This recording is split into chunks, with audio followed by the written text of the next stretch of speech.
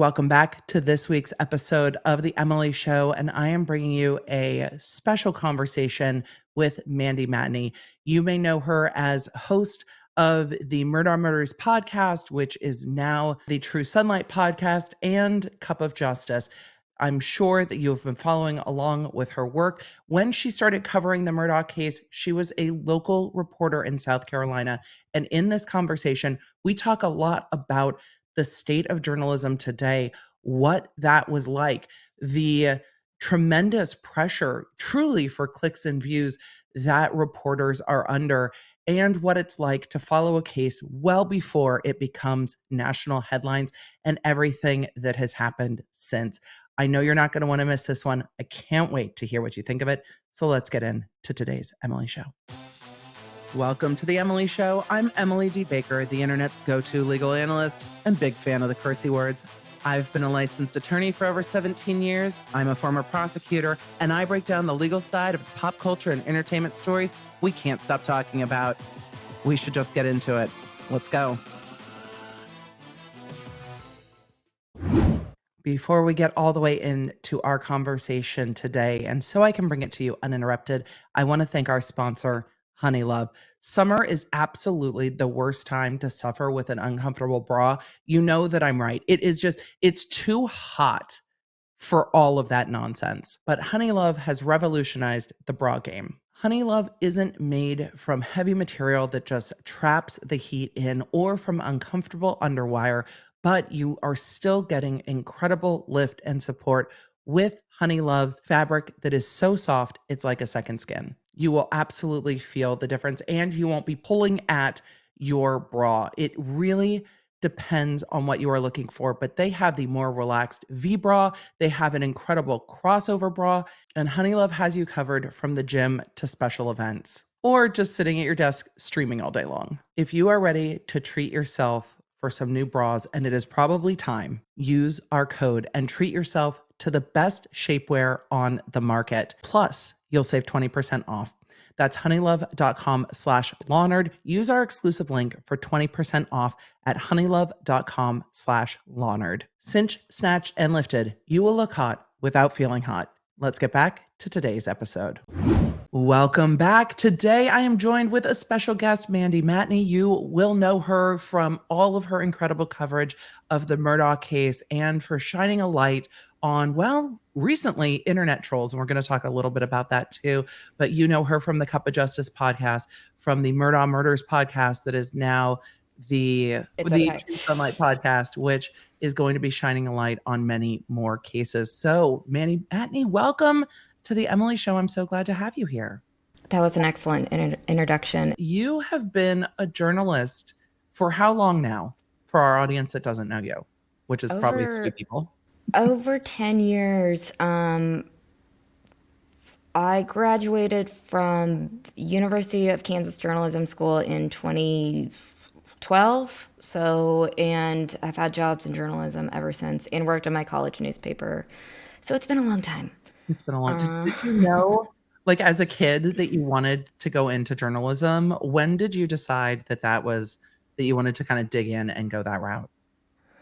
I started working for my high school newspaper, the Northwest Passage, and just my senior year of high school, and I just really loved it. I loved like going down I loved walking through the high school, and like people would be reading my articles and asking me like questions about it, and I just really loved it. But as far as investigative journalism, I was always terrified of it and did pretty much everything to avoid it.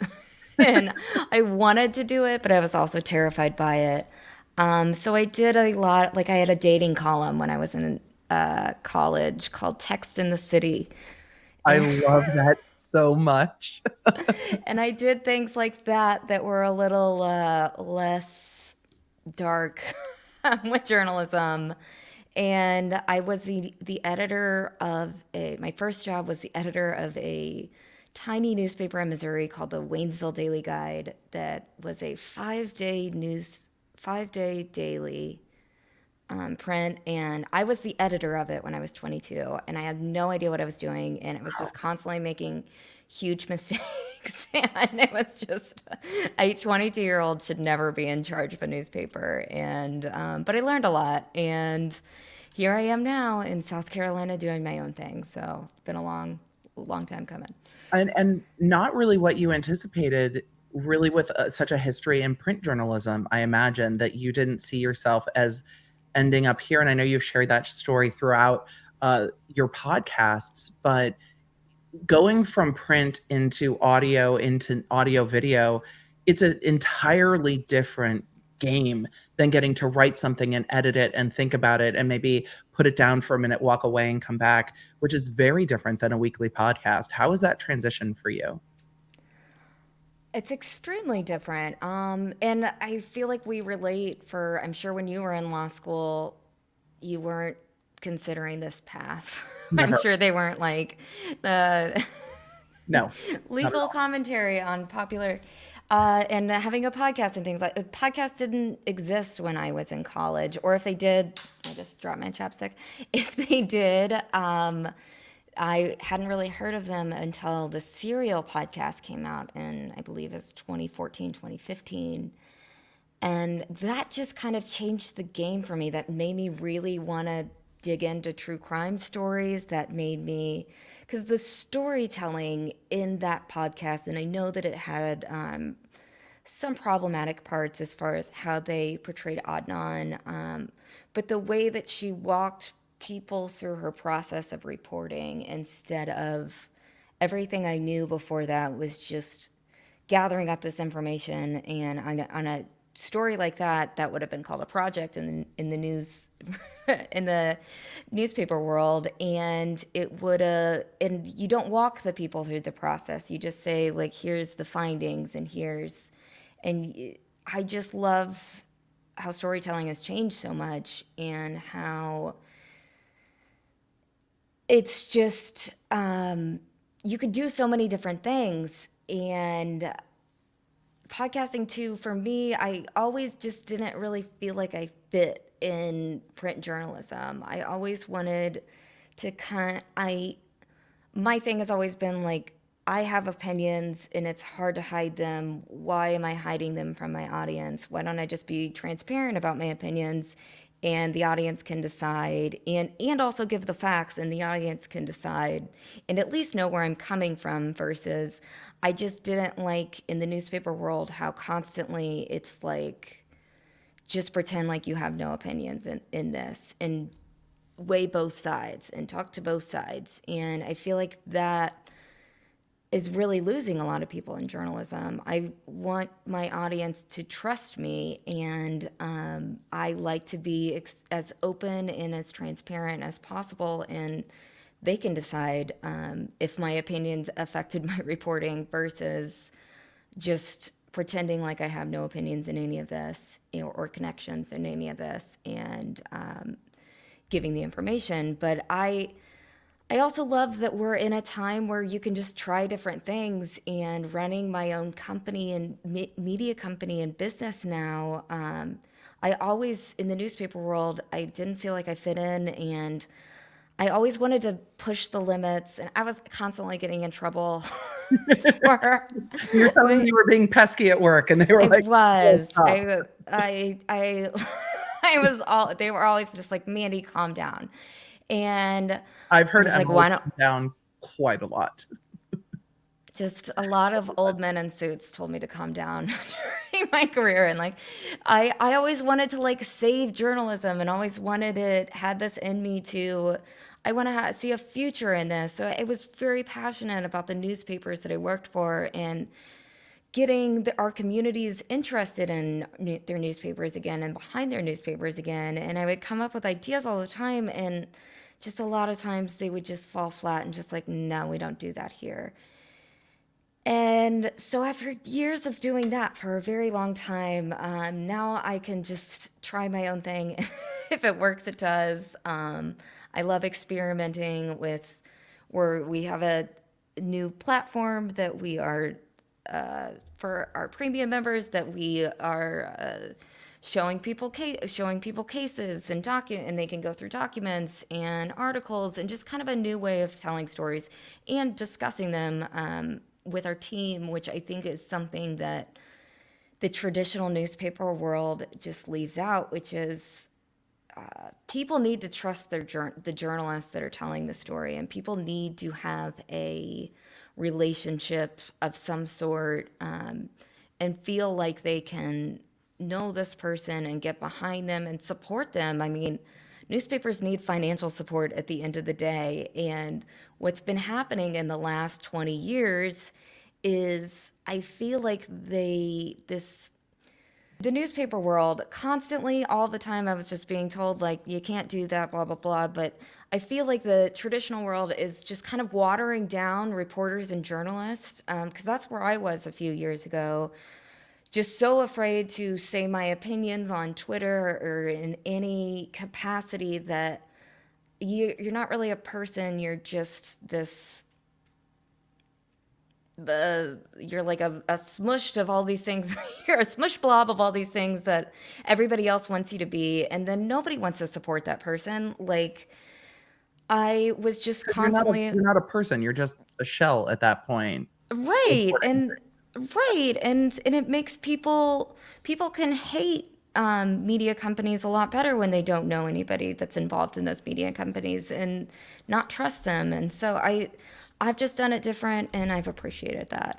And I And I think we're appreciate having seeing an that. audience. We're seeing that happen. But you said, if it works, it does, which is, I think, maybe downplaying a little bit the success that you've created and built through the way that you tell stories. I believe when Cup of Justice, your second podcast launched, it launched like at #1 across iTunes or Apple Podcast, which I will always call iTunes because I I'm will too. old. So it launched at #1. That's a huge deal. Like it not to steal your tagline, but that is a really big deal. Your podcast has had a tremendous amount of reach and success and respect. And I think it's because you're transparent. And it's funny to feel, because I like to go both ways on a case, and there are some cases I cover when I'm like, I'm not really rooting for an outcome one way or the other. I want to see it play out in real time because I'm not doing it in an investigative way. I'm doing it in an explainer way. And there's cases I'm like, I'm just interested to see where this goes. Let's all follow along together. I don't know what's going to happen at the end. Maybe the kid sees dead people. I don't know. Let's all find out what happens at the end of this story and what this judge does. But there's other cases where I'm like, I am mad about this. This is why I'm mad about this. I'm going to tell you when these arguments are good or bad, but just so you know, I'm coming into this heated about this particular case, and I can let my audience decide between the two. And it's funny because particularly when covering Murdaugh, I got so many comments. It was like, oh my God, Emily's so biased towards thee, and then insert prosecution or defense interchangeably. I'm like, I'm really just rooting. The person I am biased for the most in this case is Judge Newman and that incredible chair. Like, I am rooting to see good lawyers do great work. And at the end of the day, I want to be able to understand the result that the jury comes to. And I think people understand that people innately have their own biases and their own experiences. And, I might be harder on the prosecution. I tell people that I'm more critical. That's the job I did. So I can be more critical that way than the other way. If an attorney annoys me, I'm going to tell you that attorney annoys me. Maybe I'm being too hard on them. They've already annoyed me. But it allows them to then, my audience to then decide, just like you let your audience decide, like, this is what I'm digging into and this is where I'm coming from. And then they can choose. And I think people are wise enough to choose. Yeah, and I mean, like we talked about before with like Dick and Jim, there were times where I complimented them. If somebody does something good, you have to. And sometimes I felt like I was over complimenting, because I would get so much criticism of you just hate them, you can't see. And it's like, no, I could see. I promise I can see that when they're doing good things. And I mean, I'll be the first to admit that maybe I was too close to this entire case, and that affected my work in a lot of ways. Whether that was good or bad, I was extremely passionate about it. And I think that that's what got a lot of my audience interested in it to begin with. And I said in the first podcast and back in 2021, like, this is my area. this is important to me. This is something that needs to change, and that I have lived the last couple years of my life thinking and breathing about and worried about. And for the trial, I refuse to hide my bias about, I think Alex Murdaugh is one of the worst people on the planet, and I think that he absolutely deserves everything that all the situation that he's in right now. And I refuse to try to give both sides to that. He's a bad guy. And you've also And made that really clear. yeah, You've made that incredibly clear. And again, I don't think there's anything wrong with making clear, like, we've dug into this case and have a perspective on it. right. And it's like I had a lot of evidence to back up the fact that he was a bad person. It wasn't just, and I think that people see me online as somebody who can't see it, who can only see this vision of I hate Alex. But there was a lot of times when I would sit down, because I'm very hard on myself, and I would sit down and really stop to think about, like, okay, what is it that makes me hate this guy, and what is the opposite? What are the other factors that I'm missing here? And I mean, but this whole concept of just being neutral, and like court TV, I feel like does that a lot. A lot of different old school news channels try to be neutral, but a lot of times it either lands as boring to a lot of people and hard to follow too. I feel like when you have a commentator that is not afraid to share their opinions and their emotions, and again, be transparent about where they're coming from, it's just a lot more interesting. When you started covering the Murdaugh case, you started really pulling the thread on the Satterfield settlement and what had happened there. And it doesn't seem like you picked up a tremendous amount of support in your initial reporting. What made you keep going kind of down that road of saying, I know that there's more here, even though it wasn't necessarily gaining the traction that we've now seen? Because I think it's easy to see how successful you've been, your podcast has been, and what a heard voice you are in the space now. But it's real easy to forget that that wasn't always the case when you first started covering this story. Yeah. Back in 2019, I was working for a traditional newspaper, the Island Packet, and I thank God I was with Liz, who is my co-host on Cup of Justice and also co-host on True Sunlight, and she's just my all-time work wife. When you, it's hard to explain to people how we work, but we finish each other's sentences, or if I'm down, she'll be up. If we just know how it's hard to, once both of us get very frustrated trying to work with a lot of other people. And You guys get each other. yeah, we get each other, and we want when we try to work with, I mean, and we're fine to work with. I probably shouldn't say that. Like, we're both nice. I feel like the internet just uses us as these mean girls that like refuse to work with anybody else, but we really do, and we're both very nice, but we just get each other. And having Liz right next to me and another reporter, Teresa Moss, who doesn't work there anymore, but she was also very, very pesky, and the three of us were just like, there's just a lot wrong here. And just continuing to not only just have this gut feeling of like, there's a lot more here, this could be something really big. And also just meeting the more and more people I met from Hampton, either online or some people I would meet in person because they didn't want to talk about it on the phone because it was that terrifying.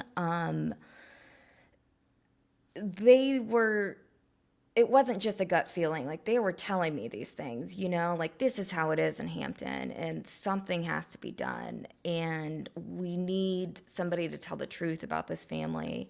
And from the get-go, from the first day that Mallory was missing in the boat crash, everybody just started saying, and online it was very easy to pick up on the fact that people from Hampton were saying that this is going to get covered up and this is going to go away because this is what happens. And that's just kind of the angle. And it really did feel like I've been avoiding this. I've been avoiding doing this type of investigative work my entire life. It's time to do this, and it's time to do it in the right way. Which isn't easy to do because you know it's going to be an uphill battle. And I mean, this is before, for my audience, a lot of them have seen the body cam footage of, do you know who Alec Murdaugh is? That's his son. Good luck. This is before any of that was even out, but you knew that that was the case. You knew that that was the case. You didn't need to see the body cam footage to know that was exactly the sentiment and the case. I think that that body cam footage particularly helps bring the rest of the nation into, this is how people locally were feeling because this is what was happening. What I was stunned by at the trial, and you probably weren't because you've been covering this for so long, was Alec Murdaugh rolling around the hospital with his badge hanging out of his pants pocket. I have a badge back in my set here from when I was a DA. It's in Lucite now, but that badge was not sitting on the dashboard of a car. You would have gotten in the amount of trouble you would have gotten in for that unless you were actually needing to park your car at a crime scene for work. Those badges weren't for personal favors, for leverage, for asserting yourself in places you shouldn't be, for accessing a crime scene that you're not the district attorney on, that you're not investigating or involved in.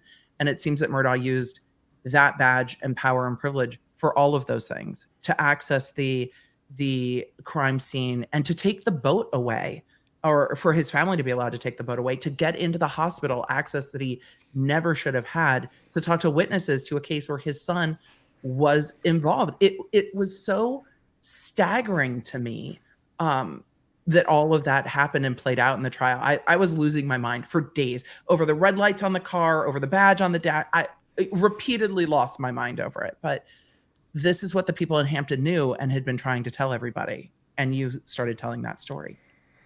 Yeah, an extreme abuse of power, like to the extreme. And the fact that he had only prosecuted like a handful of cases and barely prosecuted them. Most of them he did with his father. And he got that amount of power. That solicitor's badge, lights on his vehicle that he would... on his personal vehicle. It's just so preposterous to me that he's rolling around as quasi law enforcement with a badge, a gun, and lights on his car, doing whatever he wants. And nothing has been done about that. And that drives me crazy. It's like, okay, clearly that was a big problem that we had. And what can we do to make sure that doesn't happen again, Duffy Stone? That you gave him the badge. What are you doing to prevent that from happening? And I mean, that was a big thing. I believe I started hearing about Alex's badge use and the phrase that a lot of people use is he would roll up into parties with his lights on.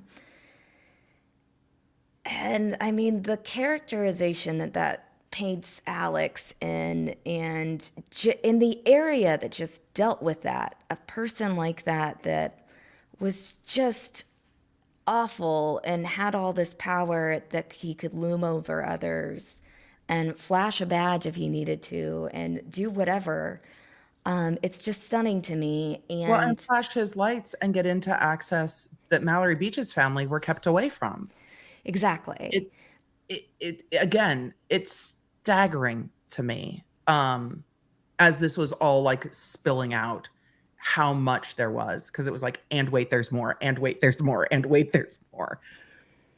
It's absolutely wild. But his badge use with the boat crash, was that something you knew from sources that it was going to get covered up? When you started covering that, were you like, we need to get to the bottom of this? Because I still see people online saying, well, we don't know if Paul was really driving and we don't know what was going on there. And I'm like, it seemed to me that witnesses maybe gave revised versions after they had some time to chat. It was very clear when I got the DNR file in the summer of 2021, so after Paul died and they finally ended the case, and I went through stacks and stacks of reports and all the evidence that they had, it was very clear that every kid on that boat knew exactly who the Murdaugh family was and knew the power that they had. And Alex's influence, Alex's just presence in the hospital was terrifying to them and did make their statements a little shaky at the time. And they just lost their friend and there was just so much going on.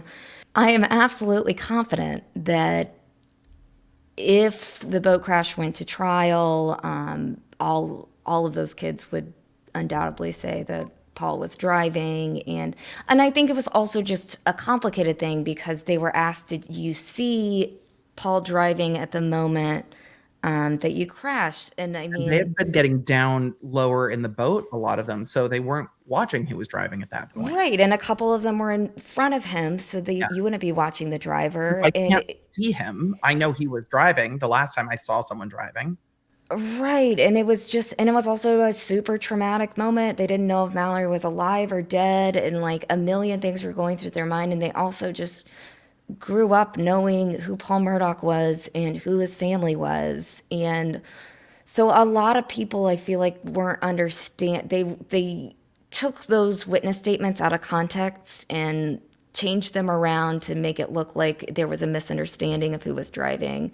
But I don't think there ever really was. I think and I believe in I mean, and if you read about the moments before the crash, Paul was the angry one that was out of control, and Paul was the one that, like, why would Connor accelerate through?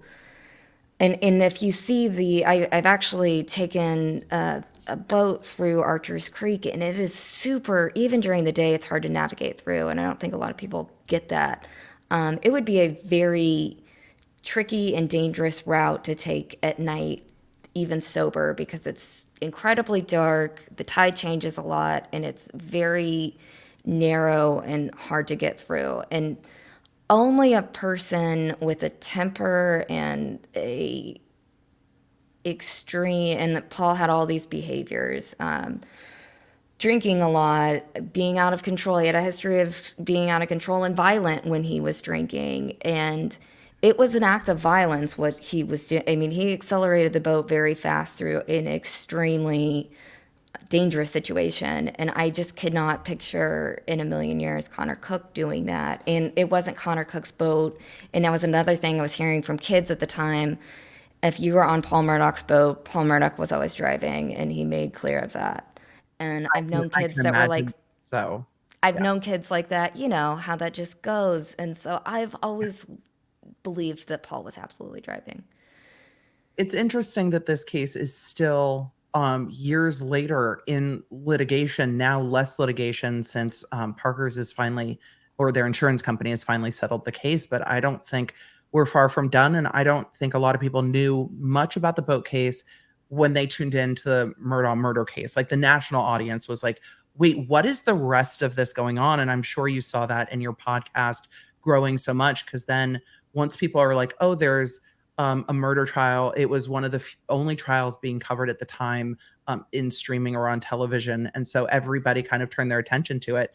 And I'm sure then we're like, oh, now I need more information. And your podcast was one of the preeminent sources that people would go to catch up on the backstory and the years of litigation leading up to this going to trial.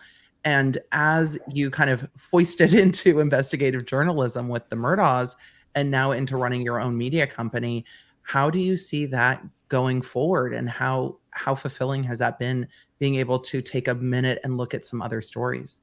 It's flattering, it's exciting, it's motivating. Like, I feel motivated again to expose the bad guys and go after. And I get a lot of messages from younger journalists all the time that say like, I want to do what you did in that case. And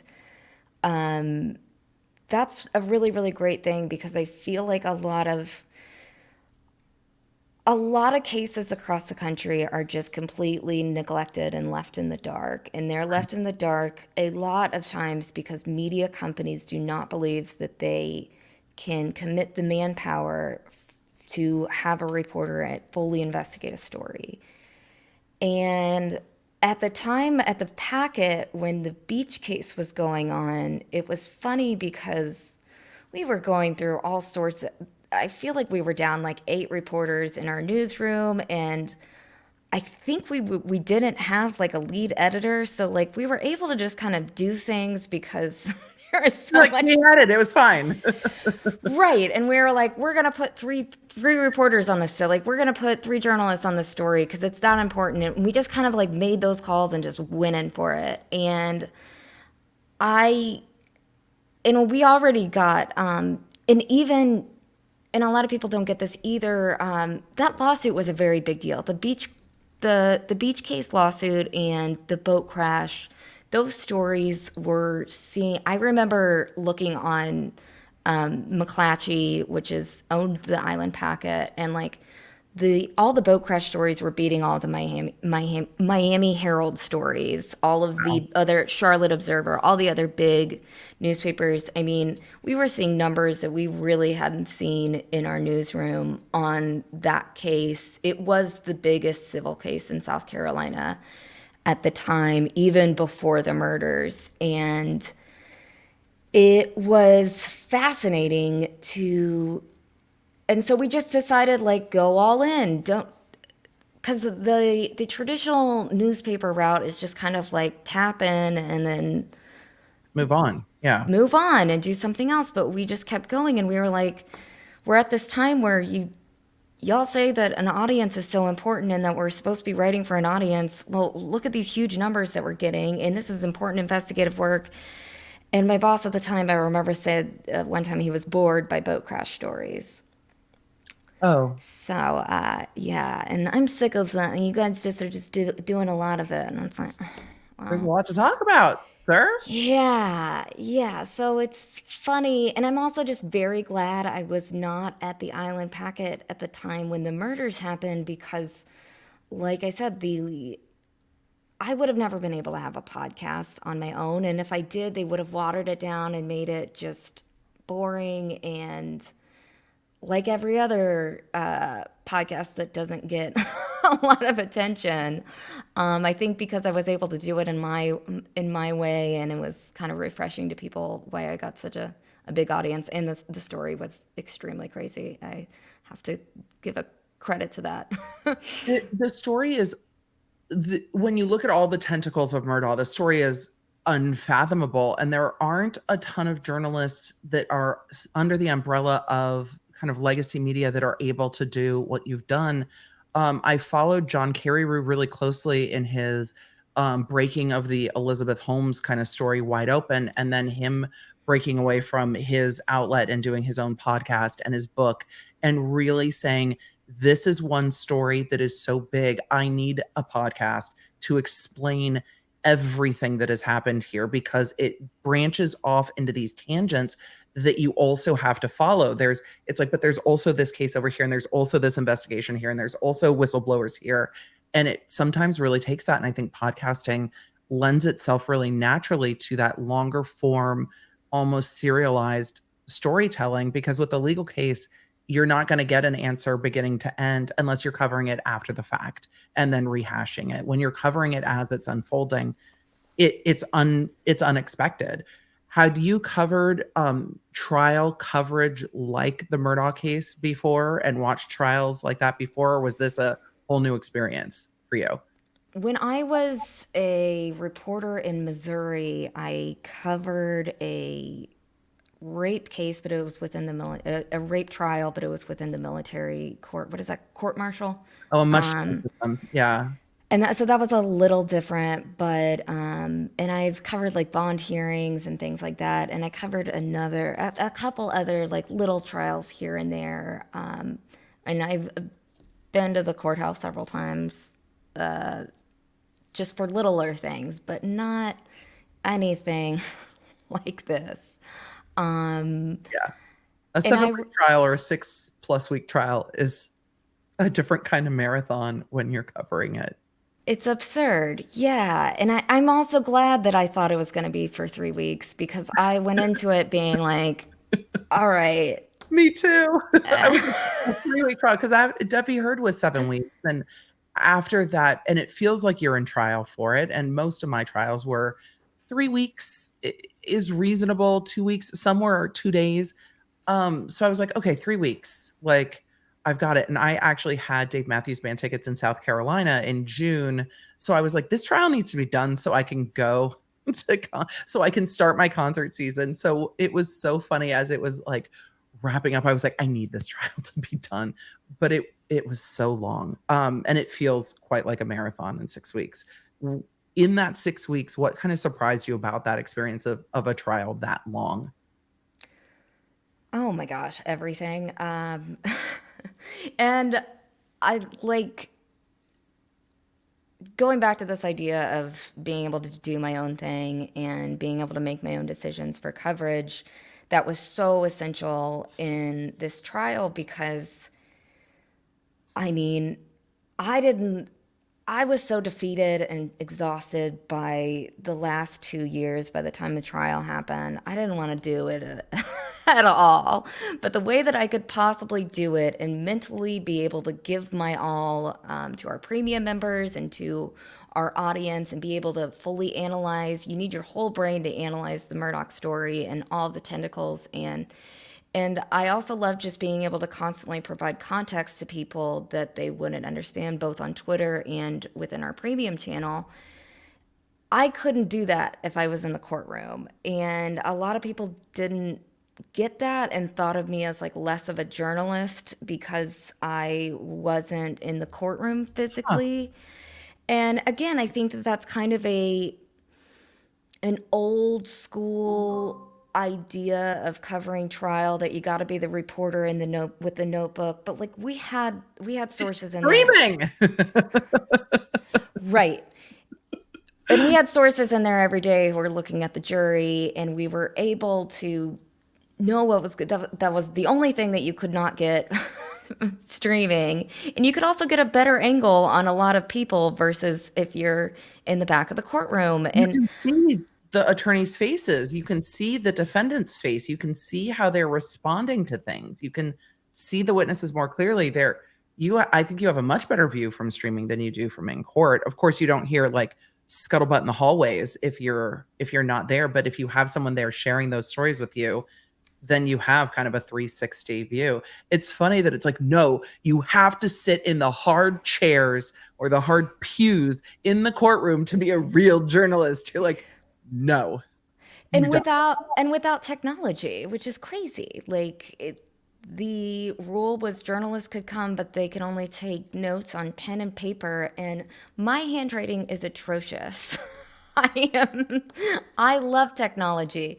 I use this program called Otter that takes notes automatically from audio, and I am so used to this world where I'm constant, and I like to look things up and make sure, as I'm looking for context, make sure that I'm right about, did this happen then, blah blah blah. And I am also just kind of a hyperactive person, and just the idea of being in a courtroom and, like you said, a pew, and also in a room of a lot of people who I really don't like, and a lot of people who really don't like me, and kind of a target on my back in a lot of ways.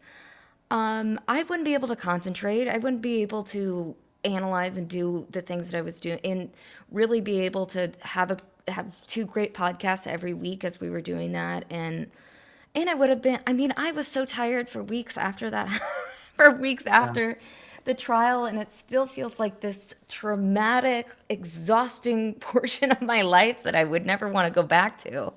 Um, I can't imagine and a lot of journalists did get up and go sit in that pew every day and then have to type up your notes and make a story. I just feel like that way of reporting is old and outdated. And like you said, now that you can stream trials and see a majority of angles, there's just a lot more that you can do. Well, yeah, if you've got And to wait till somebody walks out of the courtroom at lunch or at a break, the online audience already knows that it happened. They're like, I saw that 30 minutes ago. Like, what are you telling me that's new? Because you're not telling me anything that's new because I watched that happen streaming. So it's already delayed coverage. I can't imagine what those days are like. I would never want to do it, to be sitting in court all day. We've talked a little bit about ADHD. So for me to try to sit in court all day,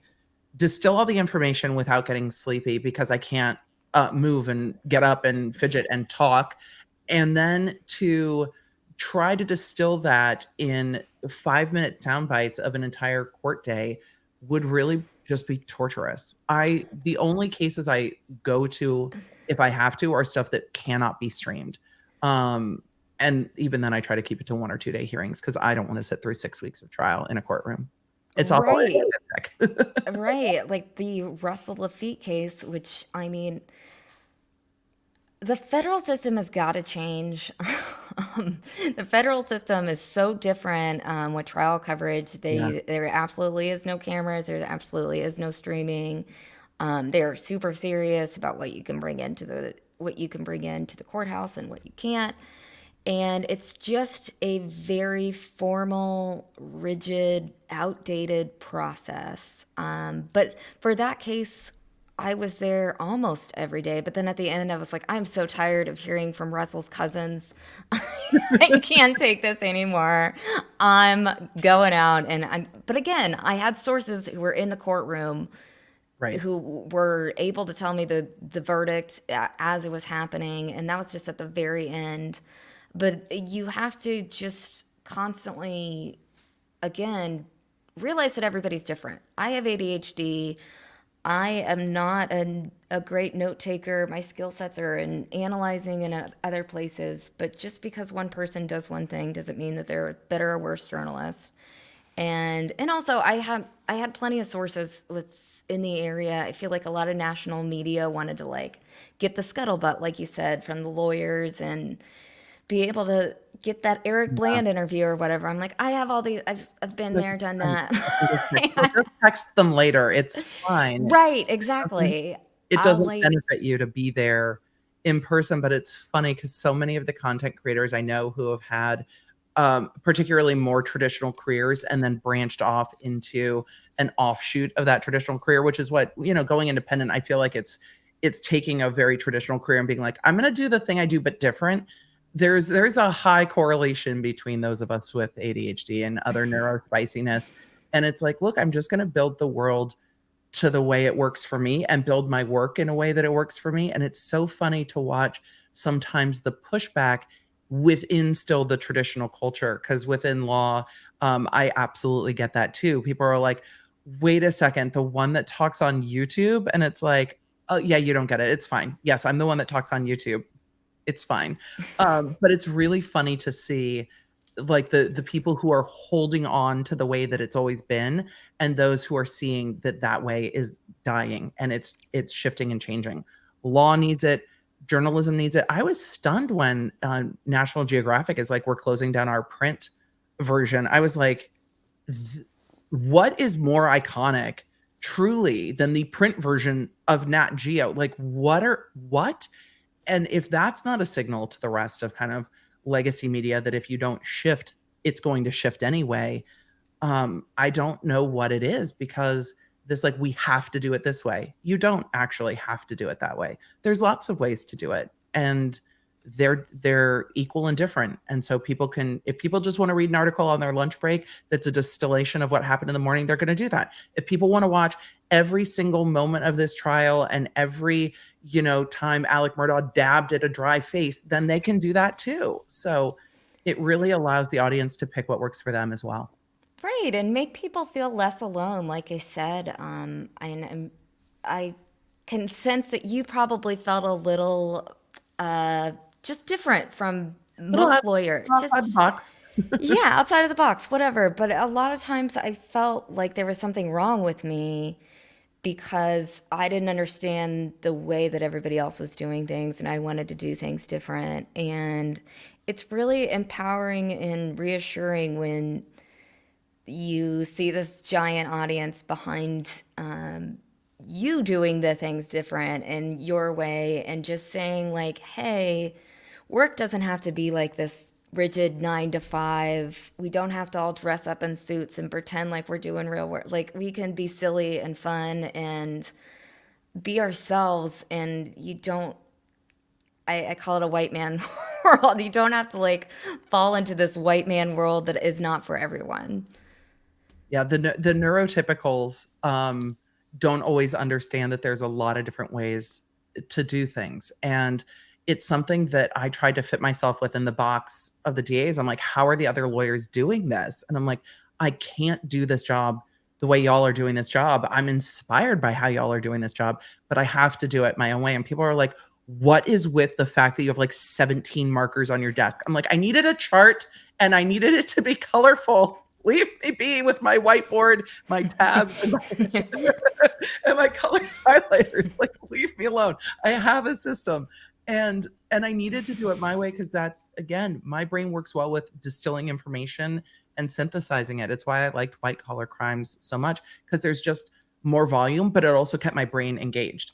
Like, a lot of criminality and especially felony crimes are very simple. It's like, this person sold drugs to that person. Okay, well, this person, shot that person. Okay, but when you get to more complex crimes and financial crimes, you're really digging through and trying to find connections and patterns. And it's just truly much more stimulating for the neurospicy brain that wants something going on all the time. So I'm not surprised that the Murdaugh case also kept you super engaged, because every couple of days it was something new. And that's when I was like, because when I cover things, I cover multiple cases at once. So when I would like swoop back around to be like, we need to pick up what's going on in Murdaugh, I'm like, holy shit, why are there so many filings in so many different cases? And it hasn't stopped. It's got to feel, it's like the trial ended, but this case is so far from done, and it's going to be much longer, but it's got to feel like a little bit of a breath of fresh air to weave yourself out and around it and get to work in the way you want to work. Because now if you want to cover something breaking on Murdaugh, you can, but if you don't want to, you don't have to. You can pause it for a few days. Or do you feel that you can? Or is your audience just like, no, there's shirtless pictures we need to discuss? Oh my gosh, so much there. The Well, amount of tags, the amount of DMs, the amount of I emails. am so tired of it. I feel like there needs to be a lawsuit for I it. I am emotionally distressed. I am, yeah, I will get in on that. Things we never needed to see on the internet. I Oh was having God, creating that. yeah, I was like, never. I'm scarred forever. what is happening? Yeah, but a couple things in that. And circling back, I think that like ADHD in a lot of ways is a superpower, especially for content creators. And I always tell people, like, I get, like, you too, I could tell. I get bored very easily. I like to be all Right. over the place. I like really exciting. When I'm reading a story, a lot of times I just stop reading because I just get bored and blah, blah, blah. You lost You can me. hear your brain scream like, boring. And you're just, Yeah, done. And I think that that was a thing that made us was a superpower for me doing a podcast because I have this don't be boring in my head. Like if I'm a listener, don't you have to make sure that they're not going to turn it off and be so bored. And in journalism, McClatchy had like all these weird stats on each reporter, and they had a ooh, stat on how far people read down your story, like what percentage of the story people by them that's scrolling. that's wild. And I had a really really good number, and I wasn't surprised by then. So did Liz. We had like some of the best in the company, right? We don't want to Because bore ourselves. right, and we both, yeah, we have that voice in our head saying, "I'm bored," and if I'm gonna write something that's boring, I try not to, and I try to make it different. But speaking of that, I have no idea what you just asked, and that is the problem with No, it's okay because ADHD. we've tangented and I don't remember either, but I'm so stuck now on the fact that there's like company-wide statistics on this because like my YouTube statistics, like I know and my team knows, but nobody else knows. I mean, but it reminds me of the DA's office where we all knew each other's trial statistics. Well, there's over 1,000 attorneys, so you don't know everyone's trial statistics, but your trial statistics are something where you're like, oh, so and so's done this many trials, and within courthouses, you know how many trials people are doing, and trying to distill work to numbers is also something I wasn't super interested in. It's like, but some of the cases I'm doing are not a 2-day trial. These are cases that are going to take 4 months to put together because it's boxes and boxes of records. But it's interesting to know that even in journalism, there's these little like quirks of, oh no, there's statistics on every single thing. That's so We had statistics on, and as I was getting ready to leave McClatchy, because I was just done, we had like they were trying to get reporters to essentially sell newspaper subscriptions and have contests between who could convert the most newspaper subscriptions. And they wanted us for our birthdays to like Orphan Annie, please, for my birthday, please buy a subscription to the packet. girl.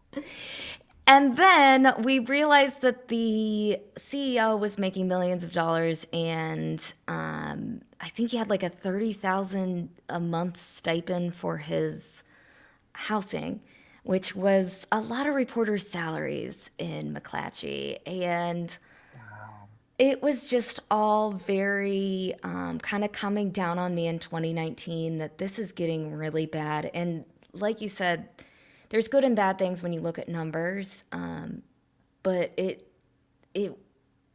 I mean, we had numbers on how many page views, how many of our stories converted people to spend money or buy an ad or Oh, blah to blah blah, subscribe or whatever just too. everything. And it was just almost too much, and it just makes you kind of over analytical on like, are enough people going to be interested in this story? And you take a lot less risk, I feel like. And that was something with the Murdaugh story that was kind of annoying to me, that every media company in the world was descending on it after it got really popular. And it's because there was zero risk involved. Because Right. like they could just write it up and swoop in and say, oh, this is a really easy, simple story, and oh, look at all my page views. And it's like, yeah, it's not simple, and maybe you should take a risk on it. Maybe you shouldn't be the seventh or the. There was probably more than 100 reporters at covering the trial. Maybe you shouldn't be the 100th reporter covering the Murdaugh case. And maybe you should go down the street and find another murder and something else to investigate. But because reporters just feel so much pressure of like, if you're not going to get the numbers, then your job's at risk. And it's Which makes it really hard to break anything new and really speaks to the reason that you don't see different stories. You see one story pick up and then everyone jumps on it and then that story picks up and then it feeds on itself because then people are like, "Oh, everybody's covering this. This must be important." It signals to an audience like this is important when you go into your news aggregator and every single story is regarding the same topic. There's no new information to be had. It's just new headlines to get you to read the same information again. And the circular nature of that is something I find very frustrating because it's like, no, I don't want to talk about the same thing all the time. I want to go talk about this. Right now, I'm covering a defamation case that is between a professor at the University of Idaho and a TikToker. I am gripped by this case in a way that I haven't been gripped by anything in a minute because I am just like appalled and horrified and fascinated and it's wild to watch it unfold. No one is covering it. And I'm like, I don't care. I have an audience that is equally gripped. We're all just like, what is happening in this defamation case? And we can because we're independent. I'm sure somebody will pick it up when it resolves again. They picked it up right at the beginning, but I don't have to worry about clicks through on a headline or what my like CTR is in the same way because my audience is like, girl, you want to talk about it? We're with you. And I get right. to pick. So it's Right. And And that's something that's awesome to have an audience behind you, and that is like, well, if Emily's talking about it today, then I feel it's got to be important enough. So let's listen in, you know? Or at least it's going to be interesting. It might not be important, but at least it'll be fascinating. And it's Right. media could do that too if they invested in their local reporters in a way that the audience was like, oh, if you're talking about this, I must need to know. You can Right. do the same thing, but it sounds like they are not willing to invest in building that. The way you're talking about media reminds me a lot of what's going on in music, because I covered a lot of what's going on with streaming contracts and stuff like that in music, where the music industry used to help develop a band that's going to grow a following and developed them over multiple albums. And now it's like, we'll develop you for one song. If it doesn't hit on TikTok, you're done. And you can't really develop that kind of organic following with developing over one song. You need to let artists grow. And it's the same with creatives in the journalism space. People want to think and grow and build people who want to follow them locally, because local reporting is so much better than national reporting most of the time. And it sounds like a lot of that is by design and constraint from the top, not from the individual journalists. It is. And you brought up a good point with like on the murder on all of these big cases, you can find 100 different versions of the exact same thing. And I think that that's honestly a tragedy that is killing journalism right now, is the amount of wasted time and energy and reporters that could be doing their own individual stories instead. And one of my jobs at McClatchy, I was a news aggregator, and they wanted me to do 3 to 5 stories a day on like the hottest thing that would basically get clicks for the company. So what's And trending on Twitter, can you write about it so it will get clicks because it's trending on Twitter? yes, Wow. basically, or Reddit, or I had to learn We're about trending Reddit, somewhere. and yeah, trend, or it could. They wanted us to predict the trend. Anyways, it was very stupid, but I learned a lot as far as how to get like what people are interested in, how to get people interested in a story. And but at the same time, it just felt really gross. Like it just felt like, why are we all wasting our time just rewriting the exact same thing when we could be, our skill sets are to find other stories in our local areas and do something about that and writing our own story. And I got a lot of crap at the beginning for saying that like I was possessive over the Murdaugh story, but it was a very frustrating thing for me to experience after doing 2 years of not just reporting in my day job, going home, listening to all the Stephen Smith case files and interviews, all in my free time. I mean, just being total meeting with sources in my free time, like just being consumed by this thing and kind of laying out to everybody, hey, this is the story, and then people just swooping in and being like, oop, got it. And not really understanding the work that went into that. And I think that that's just a huge problem. Journalists need to not all just be repeating the same story over and over again.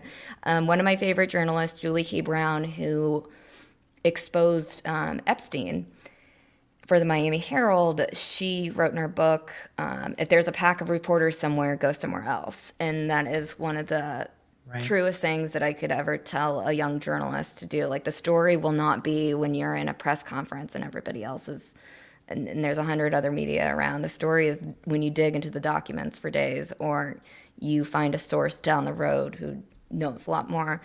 And I just think that again, that's another just problem, that nobody can get behind media, and they're not going to make money if they're just all printing the same thing and it just is also blah.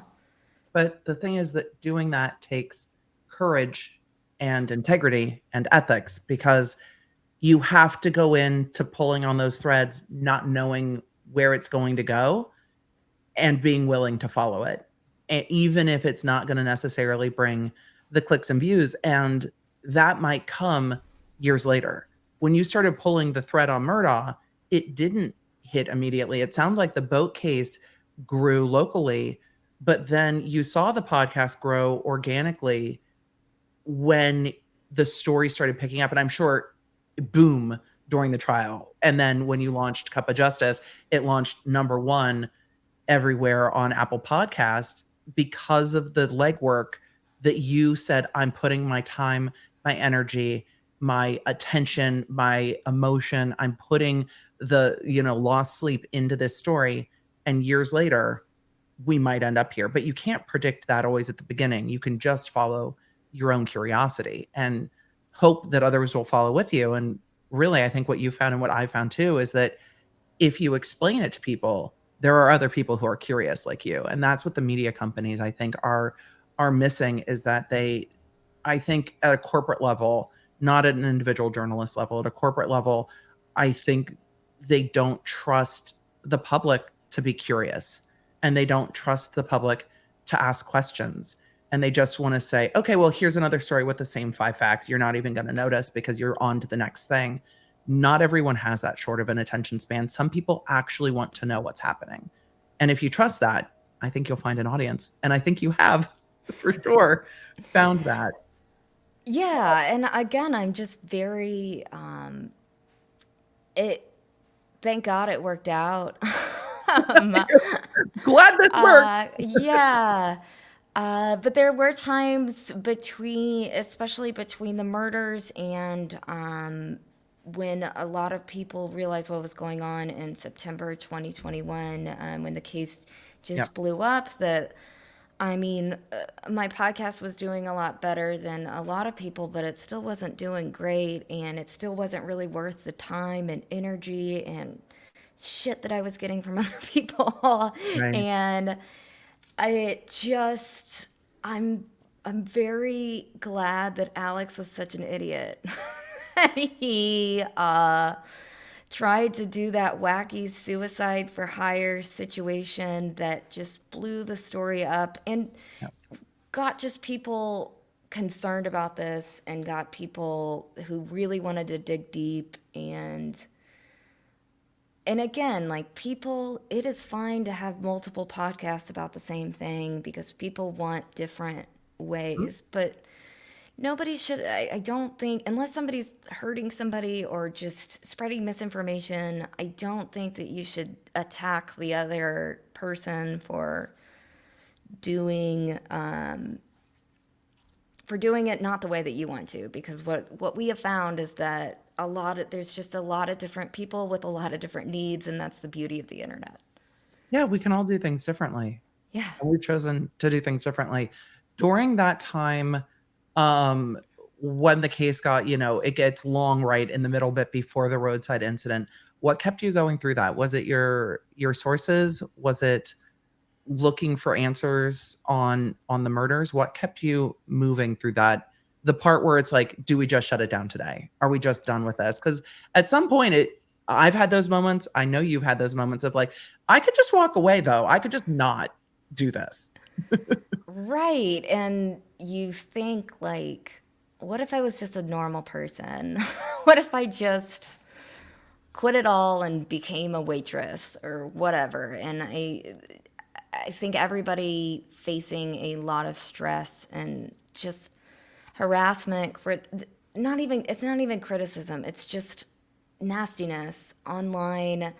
It just gets really hard, and it makes you kind of want to disappear in different times and just like, the world just wants to be just me to be just a normal person who blends in with everybody else. Maybe that's just what I should do. But I would say my sources and a lot of victims involved who were talking to me completely off the record at the time, showing support for the podcast and saying, hey, all of this needs to be said. Thank you for saying it. And that's really what made me continue. And there was also just a few big supporters that we had early on, including financial supporters. Like, I'll never forget the Bannon Law Group. They were a local law group, and I didn't know them. They emailed me one of the first days that we put the podcast out and said, hey, we really support what you're doing and we want to sponsor. And I was like, oh my God, we got to sponsor. I didn't even think of that. David, how much do we charge? And that was another thing that just really, oh my gosh, people locally are behind this. And also, man, people in Hilton Head were very incredibly supportive that entire period of time. I would go to walk my dog and people would honk their horn at strangers would honk their horn at me and say, "Can't wait for the next podcast." That's And incredible. it was crazy. And we're walking Luna. People recognize Luna before they recognize me often. um, Very people famous. people saying, "Oh my gosh, Luna and you, thank you for what you're doing. I've lived in the area for a long time and I'm just sick of this system. I appreciate things like that." Is what kept me going. But also, I want to say at the time of the shooting, we were trying to like break for 2 weeks because I was like, I can't do this every week. I'm too tired. I'm too worn out. I just can't keep going. And Murdaugh had other plans for yeah, you. I was not. He's like, I'm about to take a break. He's like, I'm about to make sure you can't take a blow it break all for up. another year and a half. Good luck with that. I think what's so important about what you said is that though we can talk about the negativity and nastiness on the internet and it can be overwhelming, it really takes a small percentage of this helped me, this mattered to me, this is incredible. I think what you're doing is great to push through and keep going. And that can't be overstated how much it matters. Because there's times I'll see comments and I can't always respond to all of them, or DMs where people are like, I don't know if you'll ever see this, but this episode helped change my mind about this thing. Or, you talking about being ADHD helped me go and get diagnosed, and it's changed everything for me and for my family. And that is really what keeps it going. I'm not really fueled by negativities. I don't try to engage with that at all. It really is the people who are like, this matters to me, because I think of the things that matter to me, and if they just disappeared and stopped doing it, how gutted I would be. Um, when I watched, it was Miss Americana with Taylor Swift, and she was talking about the hate that she received and saying, I felt like everybody just wanted me to go away, so I went away. And I'm like, but also how hard was that for all the people who were counting on you to be there? So I get both sides of it. I get the feeling of like, fine, I'll just go away then. But also all the people that are there like, no, this is now a part of my life too. And so you can't just really pack up and go away because we've created something Right. bigger. And I think it's important to really be a fan of someone. And I didn't really realize that before. Like, if I listen to a podcast that changes my way of thinking or my life, just to reach out to the creator or comment on their Instagram, follow that, just do something to show that their work is meaningful. And it sometimes, I'm sure, feels like it's completely not being heard, but yeah, a lot of those comments just change your day around when Yeah. you really want to quit and you really want to give up, and then somebody just sends you a long email about how important your work is and how they look forward to the day your podcast comes out and how they were inspired to stand up for themselves at work or just different things.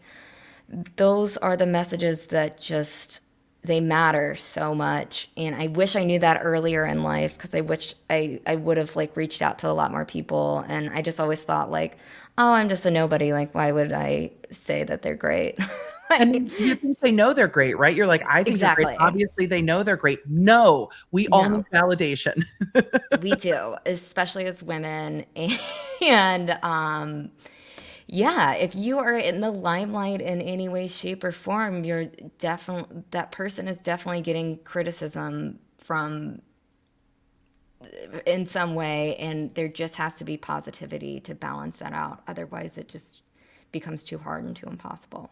I'm not going to drag you deep into a light in the dark Star Wars analogy because that would be way, way too nerdy. Do you have something that you are a super fan of? Do you have a super fandom that you are willing and open to sharing on the internet? Because I talk about my fandoms quite a lot. Yeah, Taylor Swift. That's not surprising to anybody. Who, I just went to her concert for the second time, and I currently have this bracelet I on love that one it. of my fans made me, and I met her at the concert. It's And so it says incredible. Karma and then TS for True Sunlight and Taylor Swift. I love it so much. I, It's incredible. And I, it matters. it does. And I like her for a lot of reasons. Not, I love her music, but I love her ability to stand up for herself as a woman. There's just a lot of, I feel like, she's taken a lot of shit from a lot of people and been able to rise above that and had just massive hate against her for no reason at all. What you mean hating someone because they have a face is for no reason at all? Like it feels like that's where some of the hate was with Taylor Swift. It's like she has a face and hair and I hate her. It's like, wow, that's odd.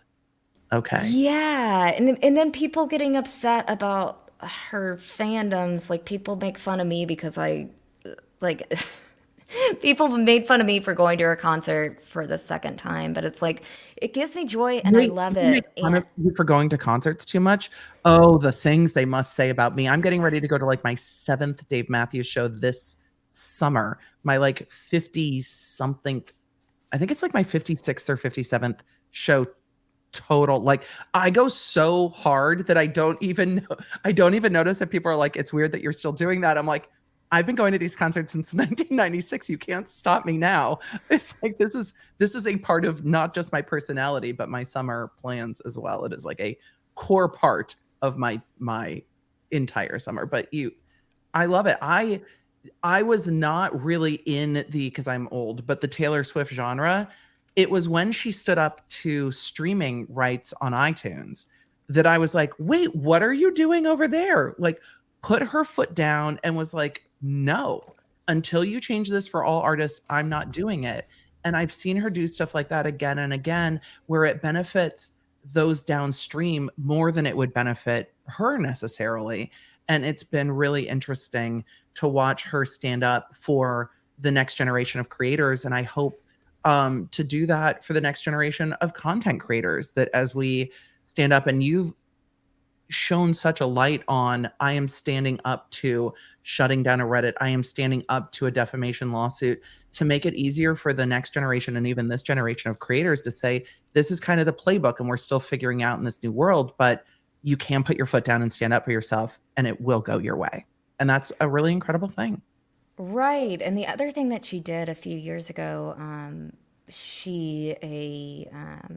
it was a DJ grabbed her ass Yep. during a photo. And every woman has had that scenario. And she was Taylor Swift at the time. She was on top of the world, and that guy felt like he had the right to touch her Yeah, in the that way. audacity, right? And and she sued him for $1 just for the point of it. And I thought that, and again, that's was something that was really hard for her to do. And it wasn't about her, but it was about the message that it sent. And it was about making it better for other people. And it was about, I know that a lot of sexual assault is much worse than this, but this is about putting my foot down as a powerful woman and getting my power back, because the way that he made me feel that day was not okay. And It would have gotta, been much easier for her to have told a radio station, have him fired, and then walk away from it. It would right. have brought her much less scrutiny. Right. Yeah. Because of course people said the typical things. She's being dramatic. She's Mhm. being she just wants attention. She just want blah blah. This is another Nobody wants that kind publicity of stunt. attention. And right, it wasn't, and it was really hard for her to do that, but that's why I'm such a big fan of her. It's like so beyond, and just as a creator, I love just seeing her do things that nobody's done before. I mean, the Eras tour at a lot of these stadiums, she's the first artist ever to sell out 3 nights in a row, which is crazy when you think, because most artists are constantly, she's always the first female artist to do things. No, she's the first of all time to do a Yeah. lot of things. And it's just carving. And also at her concerts, you see all these like 12-year-old girls and what that does for the world to see. And also, she's a single 33-year-old woman. When I was growing up, a single 33-year-old woman would have been oh, that's a little sad. And like, that would have been thought of as very old. She called And herself, she's allowed to have cats. I love it so much. She's allowed to yeah, be single and in her 30s and have cats. It's right. fun. And she's a superhero to teenagers, children, everybody. And that's an amazing thing because I grew up in a world if you were past 20 and a woman, you were kind of over the hill in the whole pop star world. And yeah, I mean, she's just doing things that nobody's done before, and I love that. And whenever other creators are doing that, I just like to be behind them and support them because we're all on different levels here, but a lot of us are trying to do the same things, and a lot of us have the same goals. I think so too. I have taken up so much of your time, Mandy. It was so great getting to share not just more of your stories, but the behind the scenes on what's going on inside journalism and legacy media. Really, it's made me a little bit more compassionate for the individual journalist and what they are, the kind of corporate machine that they are trying to fight. But I also hope it continues to inspire people to find more independent voices. And as we see more and more streamers, I think we're going to see more journalists who have built their own following and their own voice, and see them be much more desirable, and see, you know, legacy media coming around going, wait, how can we do what you're doing? And I think they're maybe a little too late for that in a lot of cases, but we'll see. So thank you for being so open with us. Tell all of my audience where to find you, just in case they don't know where to go follow you all over the place. I'm sure they do, but just in case. LunaSharkMedia.com, first of all, and check us out True Sunlight Podcast and Cup of Justice Podcast. And you can follow me on Twitter and Instagram at Mandy Matney. And yeah, All over the place. All the things. I'm everywhere. Have a YouTube And presence. YouTube, we do have YouTube. Which platform does Emily love most? YouTube, Mandy. Tell them about YouTube. Find us on YouTube at Luna Shark Media. We have video episodes there, and discover the podcast there. And Thanks, if you want to see the episode that Mandy and I did for her podcast, you can go over and check it out on their podcast and on their YouTube channel. And that is where you can find it. So with that, Mandy, thank you again for the time. Law Nerds Go Show Mandy love all over her socials because, you know, we are creators and we take the positive affirmation very seriously. Yeah, I hope that's the takeaway. Just positive. Don't tell me that you hated my voice. I get it too. I get it too. I get And it all the time. and thank you, Emily. This has been wonderful. And again, you were an early supporter early on, sending lots of people to me. So I really appreciate that. And I really love just being able to. It's amazing. I kind of distance myself with a lot of people because I'm an introvert and just kind of like to, but I get so much energy out of having conversations like this and being able to relate to someone and someone who I really respect. So I really, really appreciate it. And you've been just awesome. Thank you. You too. Yay. All right. Yay, we did it. Cheers. Thank you, Law Nerd. I really hope you enjoyed today's conversation. I don't do a ton of interviews on this show, but I would love to know who you would like me to have a conversation with next down in the comments below or on social media. I hope that this brought a little more light to not just what's going on in media, but also the thing that I'm most fascinated by, which is what it's like to try to follow a story like this and really work that story before it becomes national headlines. And, you know, just some good old giggling about Taylor Swift and being a fangirl. It was fantastic. So thank you again to Mandy Matney. I'm going to link all of her stuff down below so you can find her podcast, True Sunlight and Cup of Justice. And you can also find all of her socials down below. Thank you again for a great conversation. And now say it with me. May your Wi-Fi be strong. May your family be well. May your toilet paper be plentiful. May you have tickets to make your heart sing this summer concert season. And may the odds be ever in your favor. I will talk to you in the next one. You can find more Law Nerd goodness in our private Law Nerd community over at lawnerdsunite.com.